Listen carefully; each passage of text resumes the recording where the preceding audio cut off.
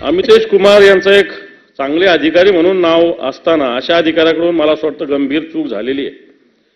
आणि पुण्यात त्याच्याच आधी ट्रकच्या व्यवसायामध्ये सुद्धा ससून हॉस्पिटलमध्ये काय झालं हे सगळं आपल्याला माहिती असताना पुन्हा एकदा रक्ताचे नमुने बदलण्याचा प्रकार इथं समोर आलाय सभापती महोदय।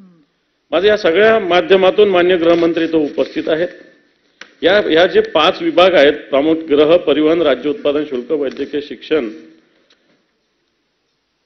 या विभागात आणि गृह या विभागातील संबंधित अधिकाऱ्यांना आपण फक्त एखादं बार पाडवून किंवा त्याचा परवाना रद्द करून हा प्रश्न सुटणार आहे का? आणि आपण छोट्या अधिकाऱ्यावर कारवाई केली, अमितेश कुमार जे पुण्याचे पोलीस आयुक्त यांच्यावर कारवाई करणार का? कारण अरुण भाटिया सारखे अधिकारी कधीच अशा पद्धतीनं मला असं वाटत नाही।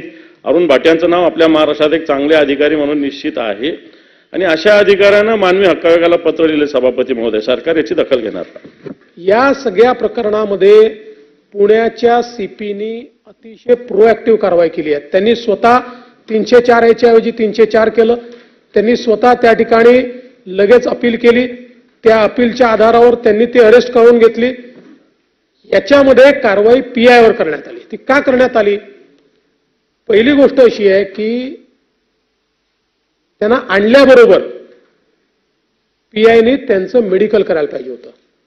ते मेडिकल 8:30ला त्यांनी जेव्हा त्यांच्यावर गुन्हा दाखल केला त्याच्यानंतर केलं आणि त्यानंतर मग त्यांना ते रक्ताचे नमुने वगैरे पाठवले।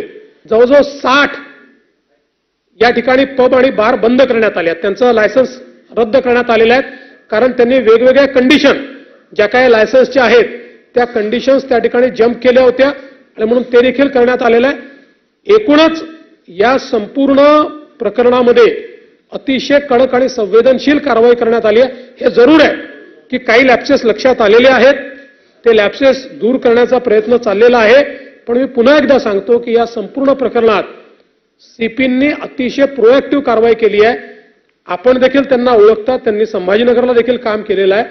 त्याच्यामुळे मला असं वाटतं की कोणाच्या तरी दबावाखाली त्या ठिकाणी येऊन कोणी जर मागणी करत असेल तर ती मागणी योग्य नाही आहे। विरोधी पक्षनेत्यांनी देखील ती करू नये। पुढची बातमी, राज्यातले गृहमंत्री बिनकामाचे आहेत अशी टीका